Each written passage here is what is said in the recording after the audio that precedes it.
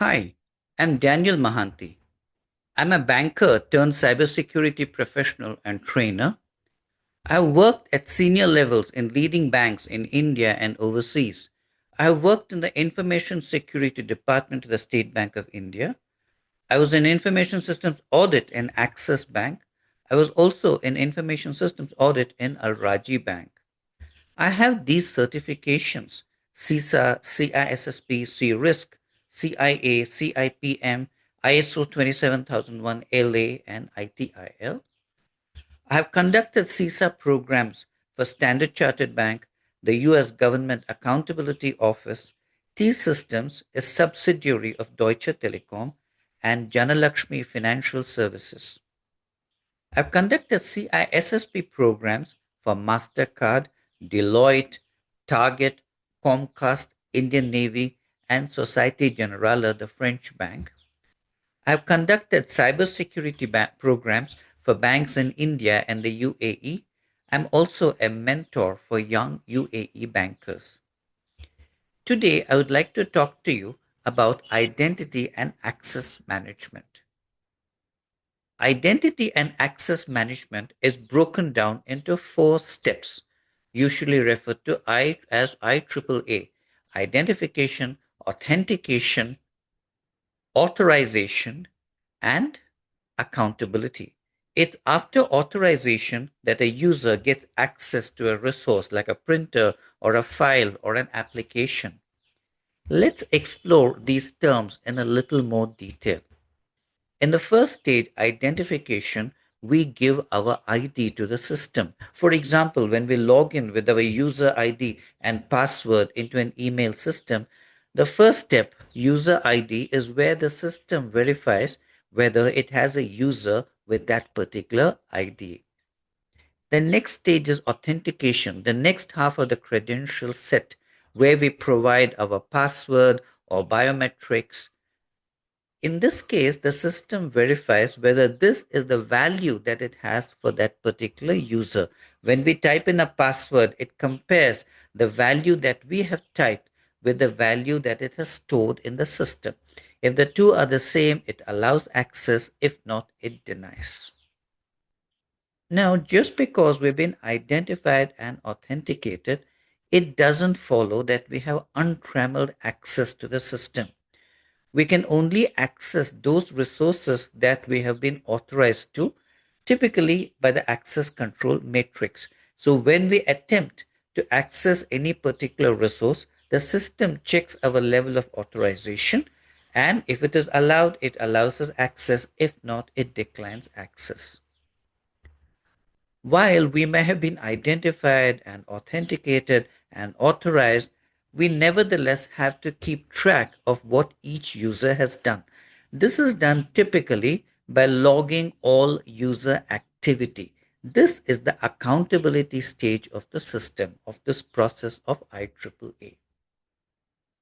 So, guys, here's a quick recap question to confirm that we are all on the same page. So, we have 30 seconds to answer this question. After which of the following stages does the user gain access to the object? Identification, authentication, authorization, or accountability? So, type your answers in the chat box.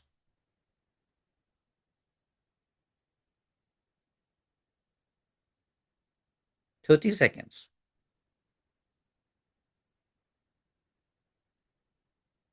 Okay, the answer, of course, is C, authorization. It's after authorization that the user can access the object. Now, let's talk about authentication factors. Authentication is the process where the system validates the asserted identity of the subject. If it's trying to verify if you're indeed who you claim to be. There are three factors of authentication. The first is something you know.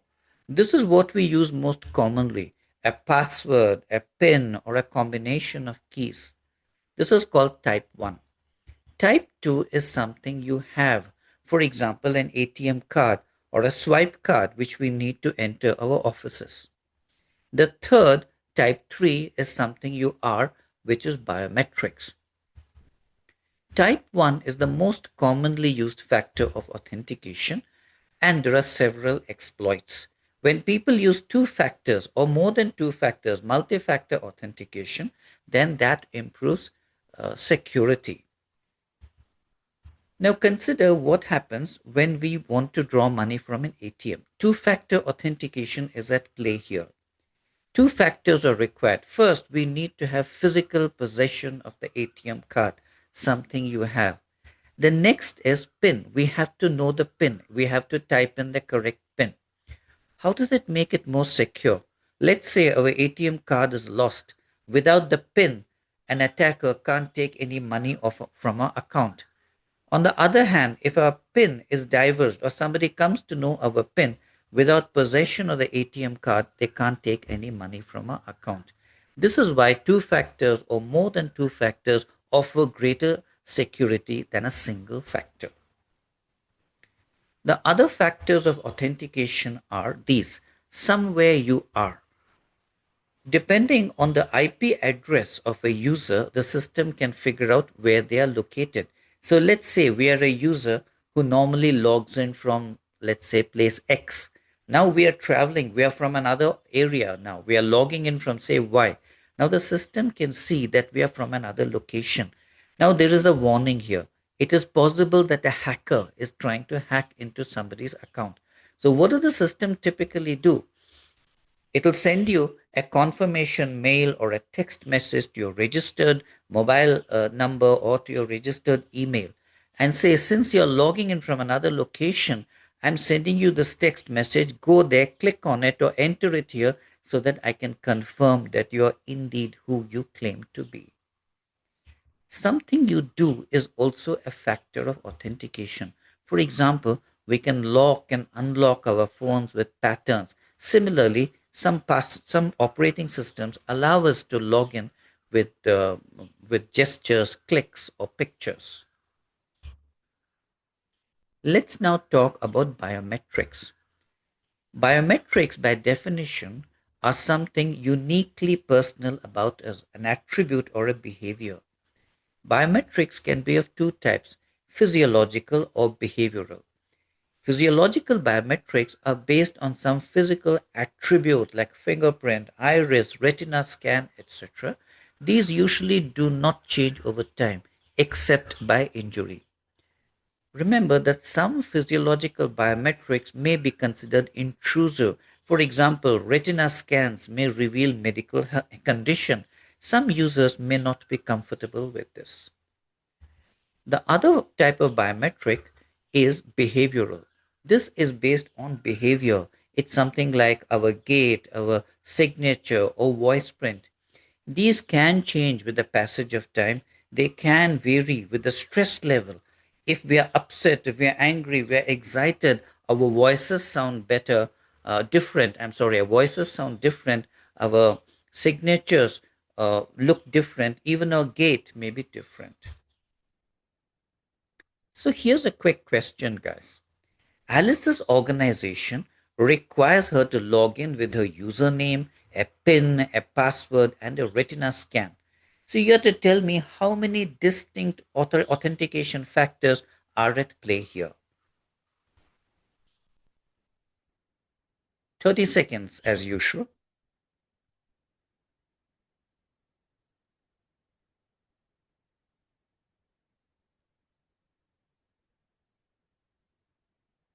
Okay, guys, time over. Did you choose three or four? Actually, it's only two. Consider this. Her username is not an authentication factor at all. It's just a means of identification. Her PIN and password both belong to the same category of something you know. And the retina scan is a biometric factor, something you are. So the question was, how many distinct authentication factors? Only two. Now let's take a closer look at biometric controls. Biometrics can also return errors. There are two types of errors: type 1 or false rejection rate. This is where a system refuses admittance or rejects an authorized individual. Type 2 or false acceptance rate is when the system accepts an imposter. Now remember, these devices can be calibrated for different biometric uh, levels of sensitivity, greater sensitivity, less sensitivity, etc. Take a look at this graph. If you can see, when the false acceptance rate, on one side we have sensitivity and the other side we have the percentage of errors. When the false acceptance rate, that is type 2, is very high, type 1 is low. As you vary the sensitivity of the system to reduce the false acceptance rate, the false rejection rate goes up. Now, why does this happen? These two work against each other. For example, to reduce false acceptance, if you adjust the system to a very high level of sensitivity, even a small speck of dirt on your finger, a dust on your finger, and the system may reject you. That's why these two work against each other. When one goes up, the other goes down, and vice versa. When you test a system for varying levels of sensitivity, the point at which these two meet is called the crossover error rate or the equal error rate. At this point of sensitivity, both types of errors in the system, type 1 and type 2, are equal. When it comes to implementing biometric systems, there are a couple of other factors to be considered. First is the enrollment time. This means when you're setting up a system, you have to record the biometric data of all your users. This should not take too long. It should be done within a reasonable time. The next is throughput time. This is once we implemented the system, whenever users come to use it, how much time does the system take to process their request and take a decision whether to accept or to reject? This is called a biometric system's response time. This also should be within a reasonable period of time. The third is acceptance. Do you remember my telling you that some types of biometrics, like retina scans, they may be accurate, but they could also reveal health conditions. Some users may consider them intrusive and may not be comfortable with these. So, time for a quick recap, guys. So, which of the following is true about the relationship of type 1, which is false rejection rate, and type 2, false acceptance rate errors in biometric systems? A, they rise and fall together. B, when one goes up, the other goes down, and vice versa. Or C, there is no relationship between them. 30 seconds, guys.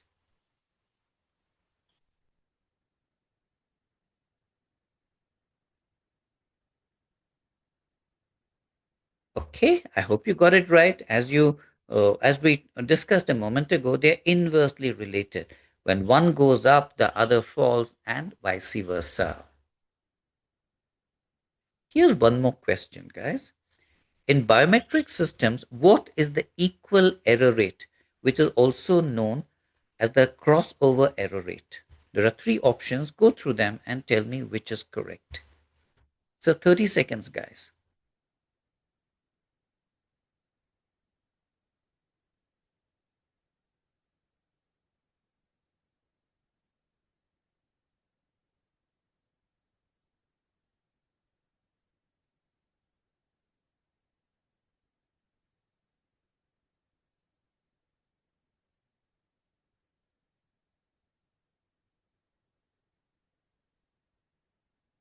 Right, guys. The answer, of course, is B.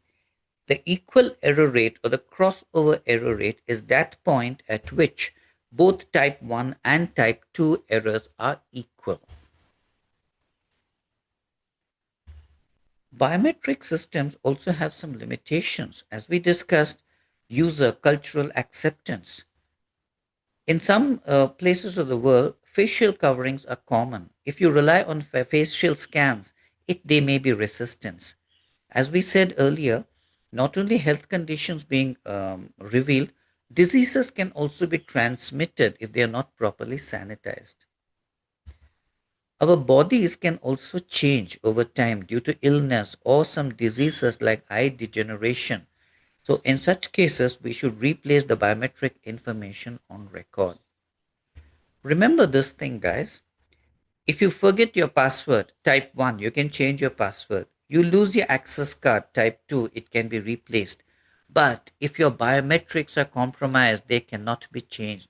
This is why the world over biometric data is considered the most sensitive and has the highest level of protection.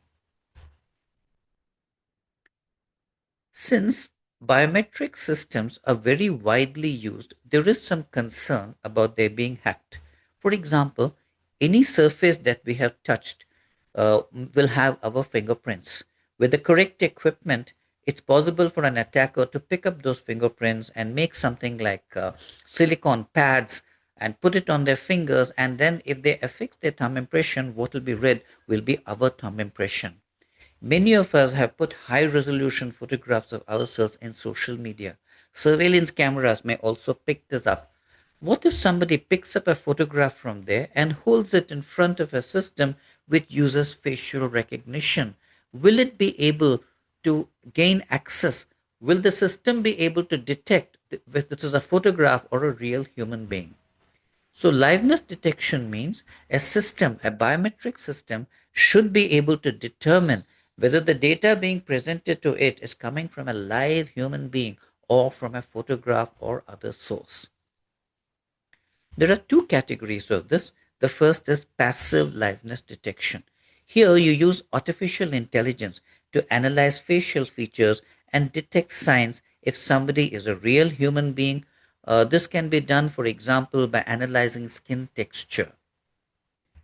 Active liveness requires the user to perform some actions.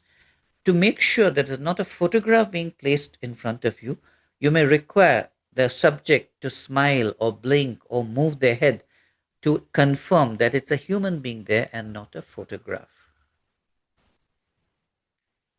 One final question, guys, about biometric systems. Take a look at this.